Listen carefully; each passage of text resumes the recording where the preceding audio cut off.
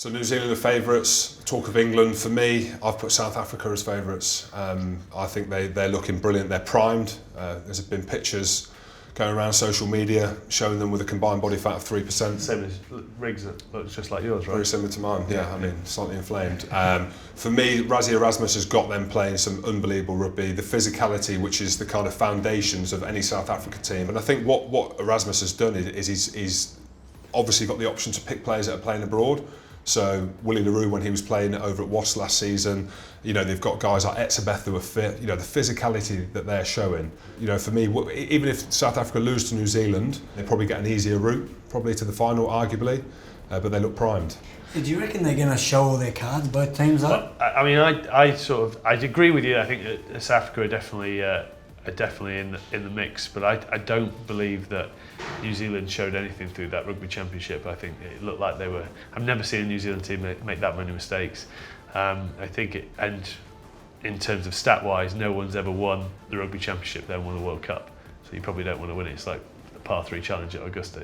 It's one of those things you don't want to win because it means you're definitely not going to win the main tournament. So I just think that tournament is just sort of they needed it. I think South Africa wanted to take some confidence away from it. I think Australia looked like they went after it, whereas I don't think Argentina and New Zealand really went in there thinking that the championship is their main goal. I think the end game is always the World Cup. So I think South Africa looks strong, but I think they're looking stronger than what they actually are at the moment. But there's definitely top 3. So you look at New Zealand, Hansen, clearly the best coach in world rugby, joined the championship, experimenting with Mwanga at 10, Beauden Barrett at 15. Can you see them going into the World Cup with them formations? I don't know. I seem to think that. I don't think. I just think Ben Smith is wasted on the wing. I think he's far better at fullback. And then Beauden Barrett, when he plays 10, he's that quick at spotting gaps that I think you sort of need him there. I know Mwanga came in, kicked very well. Yeah, but Mwanga is really quick. You can see it in Super Rugby. But I think the way they play for the Crusaders, it seems to fit him. Whereas it seems to be more structured. I don't know how they play, but it seems to be more structured. Everyone knows their roles. The All Blacks seems to be more play what's in front of you, and I think that suits Beauden Barrett more. Because of his speed, automatically he's got to sit down 2 defenders, because if you leave it one-on-one, he's away. So I think for them to be as dangerous as they want to be, he's got to be at 10. Yeah, but then that's sort of the flaw with New Zealand. New Zealand have a flaw is they don't have the same spine as what you think for the last 8 years from 2011 to 2015 and the 4 years before 2011. They were just that spine of their team going through from front row to second rows to their back row with Richie, then obviously with Dan and Marnonu and Carter. They've had that spine, whereas they don't have as strong a spine as what I think through a team. Whereas you need Ben Smith back at fullback just calling the shots. He seems to organise everyone very well. I think if they play sort of Ione on one wing, and then whether Reece, who's got 3 caps and obviously scored a couple in the championship, whether he suddenly comes in, you need someone who's going to organise that at the back. And I just think you waste Beauden Barrett back there. I prefer him at 10.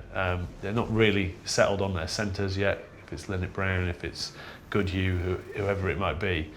So there's a bit of indecision there. Whereas they've played their best rugby when Beauden Barrett's at 10. So why would you try and change that just to fit Mwanga in?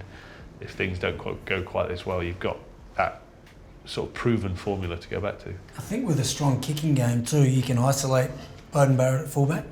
So you just put a contested kick up. If you've got a good defensive line, he doesn't get that time and space, and then he's wasted at a ruck. Whereas Ben Smith's so dangerous under a high ball, you probably can't isolate him as well. So talking about New Zealand, the highest try scorer is probably going to come from them. Rico on the wing.